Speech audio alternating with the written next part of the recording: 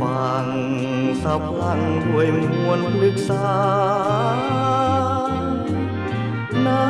ำหลากงามยามแลงเลือนตาบึงท้องนาสาวบ้านป่างามพริ้งละออโอ้สาวเอ๋ยไผเลยงามเท่าขอเว้ากับเจ้าสักคำได้บ่